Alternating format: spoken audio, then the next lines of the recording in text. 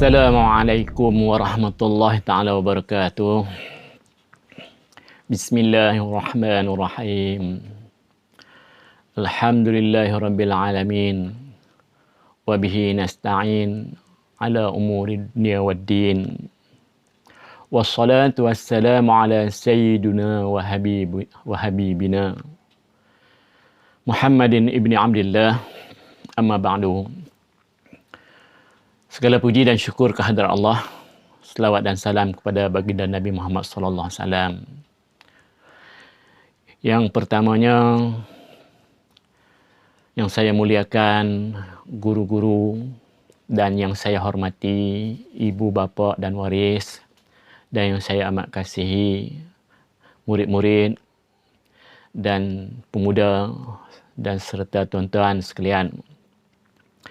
Adapun hari ini kita membicarakan sedikit tentang peristiwa hijrah, kerana kita telah pun berada di ambang tahun baru hijrah 1443 hijrah, yang mana hampir 1500 tahun telah pun berlalu peristiwa hijrahnya Nabi baginda Muhammad sallallahu alaihi wasallam dan para sahabatnya dari kota Mekah ke Madinah. Yang mana peristiwa hijrah ini cuma berlaku sekali dalam sejarah Islam, dan walaupun ada peristiwa hijrah yang lain seperti hijrahnya sahabat Sayyidina Ja'far bin Abi Talib dan para sahabat yang lain ke negeri Habsyah dan juga ke Taif. Namun yang paling utama, kenapakah peristiwa hijrah ke Madinah ini yang menjadi perayaan ataupun sambutan kita dalam mengenang peristiwa hijrah.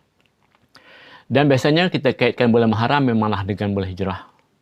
Banyak peristiwa dalam bulan Muharram ini yang Allah Ta'ala berikan kelebihannya. Sebagaimana yang kita fahami, sebelum kelahiran Nabi Muhammad, dalam peristiwa bulan Muharram ini jugalah Allah Ta'ala telah menyelamatkan Nabi Nuh daripada bahaya banjir besar yang menenggelamkan dunia. Allah Ta'ala menyelamatkan Nabi Yunus daripada dalam perut ikan Nun, ikan paus. Allah Ta'ala menyelamatkan Nabi Ibrahim dari bakaran api yang amat besar oleh Raja Namrud. Allah Ta'ala menyelamatkan juga Nabi Musa AS daripada kejaran Fir'aun. Semuanya berlaku dalam bulan Muharram. Dan yang paling utama, Allah Ta'ala menyelamatkan Nabi kita, Nabi Muhammad SAW daripada peristiwa konspirasi pembunuhan ke atas baginda oleh kafir Quraisy. Di mana peristiwa konspirasi ini dikisahkan bagaimana perancangan mereka yang begitu dilakukan dalam permusyawaratan mereka dalam Darun Nadwah, yang mana datangnya dalam majlis musyawarah mereka ini seorang tua yang entah dari mana, yang menutup kepalanya, yang matanya buta sebelah. Dan daripada idea orang tua inilah yang memberikan buah pandangan dia dengan diterima oleh pembesar-pembesar Quraisy, Abu Jahal, Abu Lahab dan Abu Sufyan dan sebagainya. Bagaimana diupahkan mereka ini daripada pemuda yang gagah perkasa daripada segala suku untuk mengepung rumah baginda di dalam malam baginda hendak berhijrah itu. Tahukah kita siapakah orang tua yang memberikan idea ini, yang memberikan buah fikiran ini dalam usaha untuk menghalangi hijrah ini? Tidak lain dan tidak bukan orang tua itu adalah Iblis laknatullah. Makna kata dalam peristiwa hijrah ini sudah tentu ada perkaitannya. Kenapa berlakunya Iblis sanggup untuk menghalang dan sehingga untuk membunuh Nabi ini? Jadi kita kenalah fahami bahawa ada beberapa faktor yang menyebabkan peristiwa hijrah ini. Yang pertamanya adalah untuk mempertahankan keimanan. Itu yang pertamanya. Apabila iman kita mula digoyahkan, kita lihat bagaimana sahabat-sahabat daripada kalangan keluarga Yasir dibunuh dalam mempertahankan iman mereka. Begitu juga dengan Bilal bin Rabah yang diletakkan batu tetap mempertahankan iman mereka dengan kalimah ahad ahad. Jadi dalam usaha inilah kita berhijrah yang pertamanya untuk mempertahankan iman. Ya. Inilah peristiwa hijrah ini, walaupun kita tahu atas dasar Rasulullah menerima wahyu dan perintah daripada Allah juga untuk berhijrah ke Madinah, dan Madinah ini sendiri telah digambarkan di dalam peristiwa Isra Mi'raj sebagai tempat hijrahnya baginda Nabi dalam untuk memperkembangkan Islam dan menyinar ke seluruh alam. Jadi anak-anak yang saya muliakan, ya. Jadi kenapa kita lihat bukan hanya Nabi dalam usaha untuk mempertahankan berhijrah demi keimanan ini. Kita lihat kita juga dulu, kalangan orang-orang terdahulu daripada kita, datuk, nenek, tok wan kita, semuanya memperjuangkan kemerdekaan atas dasar keimanan. Jadi begitu juga kita yang telah ada hidup hari ini, hendaklah kita mengisi kemerdekaan ini dengan pengisian keimanan. Berjuang mempertahankan iman itu memang wajib. Dan untuk mengisi keimanan dalam kehidupan kita ataupun dalam mengisi kemerdekaan kita sempena bulan kemerdekaan ini, itu lebih utama dan lebih penting. Kerana dalam hidup dengan penuh keimanan ini akan memastikan kita yang paling penting, akan mengakhiri hayat kita, iaitulah hidup dalam iman, berjuang dalam iman, dan yang paling utama mati dengan Allah dengan membawa iman yang benar. Inilah yang perlu kita fahami. Inilah yang perlu kita perjuangkan. Bagaimana datuk nenek kita dulu memperjuangkan ini agar generasi yang mereka tinggalkan nanti tidak tersalah iman, tidak tersalah dalam kehidupan. Kita lihat bukan kebendaan, bukan pengisian material yang mereka kejar, bukan kemajuan, bukan kemodenan, bukan kemegahan, bukan kesombongan yang mereka cari. Ya. Kalau kita lihat bagaimana Rasulullah meninggalkan segala-galanya yang ia miliki di kota Mekah. Keluarganya, sahabat handainya, rumahnya, harta bendanya, dan segalanya yang ia miliki ada di kota Mekah, tapi ditinggalkan atas dasar apabila benda itu semuanya tidak mendatangkan kebaikan kepada iman.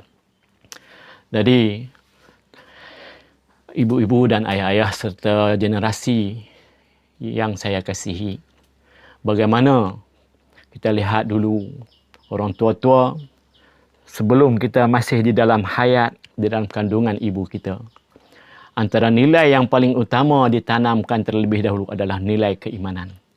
Dalam masa kandungan sendiri, biasanya ibu kita melakukan pekerjaan ataupun kehidupan dengan melalui perkara-perkara dengan banyak membaca Al-Quran, membaca selawat, membaca zikir dan sebagainya dalam usaha mereka untuk membentuk agar anak yang berada di dalam diri kandungan mereka ini agar lahir sebagai orang yang beriman dan orang yang soleh, orang yang baik akhlak dan budinya.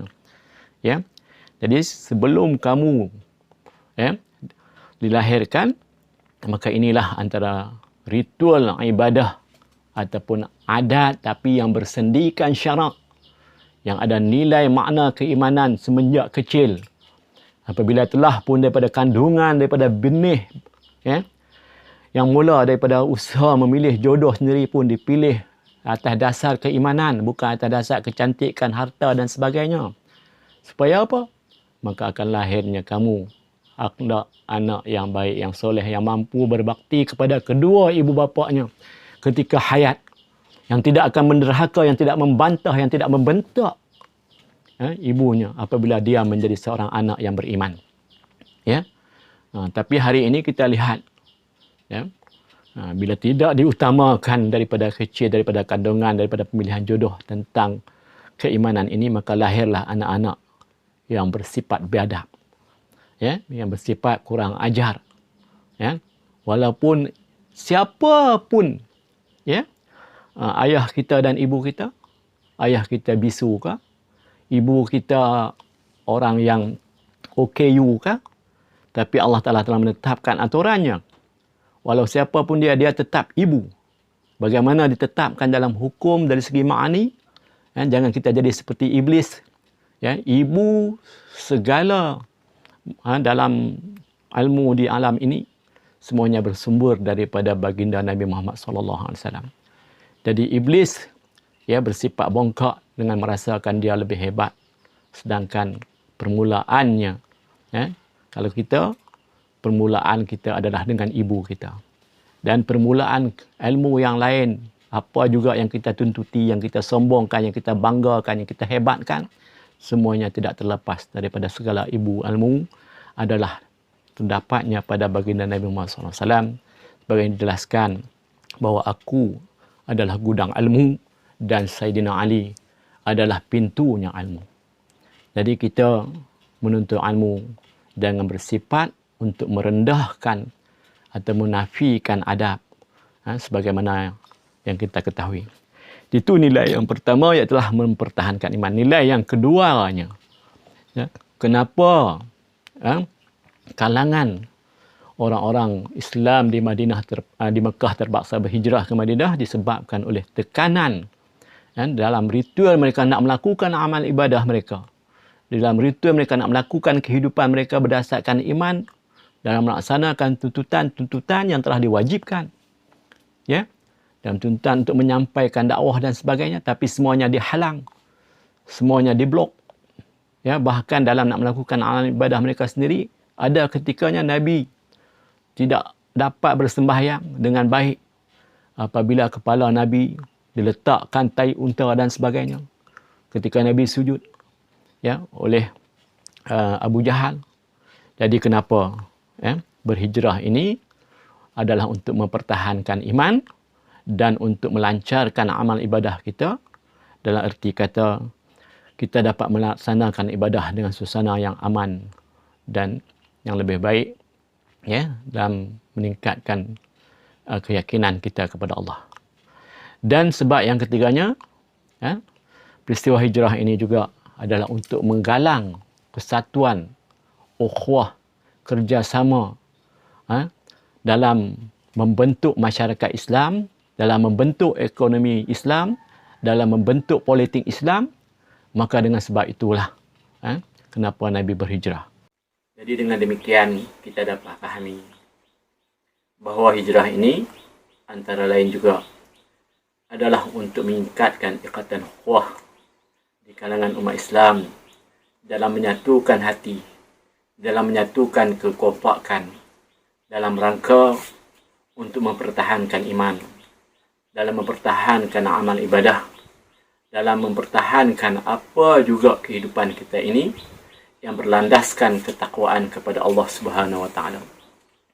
Jadi kita lihat bagaimana Rasulullah sanggup berhijrah meninggalkan segala sesuatu tadi dalam usaha mereka dalam untuk mengembalikan umat ini ke arah iman yang penuh cahaya.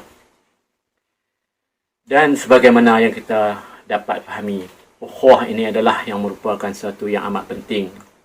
Bagaimana Rasulullah telah menyatukan antara Aus dan Khazraj, antara Muhajirin dan Ansar, yang mana mereka ini daripada latar belakang yang berbeza.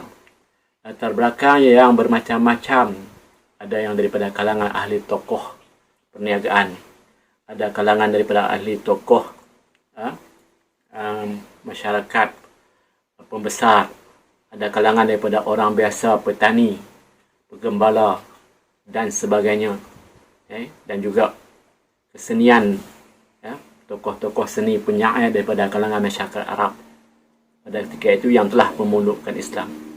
Jadi semua ini diusahakan oleh Rasulullah adalah untuk memperkembangkannya. Yang katakan hijrah ini, kita berhijrah daripada keadaan yang tidak baik kepada keadaan yang lebih baik. Mana kata kalau di Mekah Rasulullah tidak dapat memperkembangkan usahanya. Terlalu banyak halangan, terlalu banyak rintangan, terlalu banyak benturan daripada kalangan kafir Quraisy. Maka sudah tentunya hal ini tidak memungkinkan perkembangan Islam lebih meluas.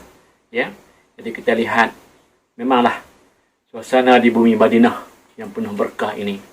Tambahan pula baginda menerima jemputan daripada penduduk Madinah, daripada perjanjian yang telah mereka lakukan dengan Rasulullah dalam perjanjian Aqabah pertama dan kedua, yang melihatkan kesungguhan dan keikhlasan mereka dalam untuk membantu melaksanakan kemajuan Islam dan dakwah ini.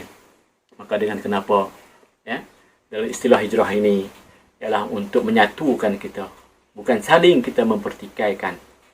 Dengan adanya kekompakan, saling nasihat, saling kasih, saling asuh, saling sayang, saling membina dan membimbing, saling mendokong dan saling menolong dan saling mendorong ke arah kebaikan. Bukan saling kita menyalahkan, saling mempertikaikan, saling memperlekehkan dalam usaha-usaha untuk meningkatkan keimanan dan ketakwaan ini. Maka menunjukkan kita, adakah kita daripada kalangan orang yang tidak ikhlas beriman kepada Allah dan Rasulnya. Maka dengan itu, dalam usaha ini, Rasulullah cuba menggalang profesion agar lengkap Islam ini tidak hanya dimiliki oleh setengah golongan sahaja.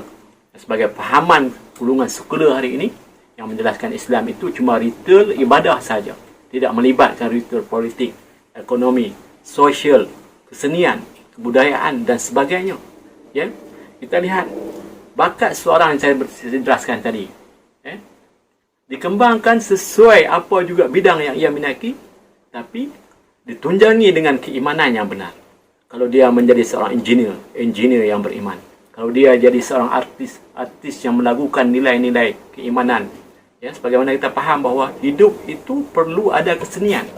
Dengan kesenian itu, hidup menjadi indah. Dan di dalam Islam itu sendiri, banyak kesenian-kesenian yang memberikan ketenteraman, memberikan ketenangan kepada jiwa. Jangan terus kita mengharamkan muzik dengan atas dasar bahawa ia melalaikan dan sebagainya. Dan Rasulullah sendiri pernah disambut dengan nyanyian, dengan selawat ketika sampainya di kota Madinah. Rasulullah disambut dengan nyanyian. Apakah itu diharamkan? Kita selalu menyanyi dan melakukan Tala'al badrul alaina dengan paluan gendang dan kompang dan segala alat muzik yang lain. Itu kita kena fahami. Dengan begitu juga dengan tarian. Ketika saudara Muaz dan Nabi berhijrah ke Yaman, menunjukkan kegembiraan penduduk Yaman ini menyambut Rasulullah. Terus mereka menari di hadapan Rasulullah, melahirkan kegembiraan. Jadi jangan kita mempersalahkan seni. Dengan kesenian ini hidup menjadi indah. Dengan ilmu hidup menjadi mudah.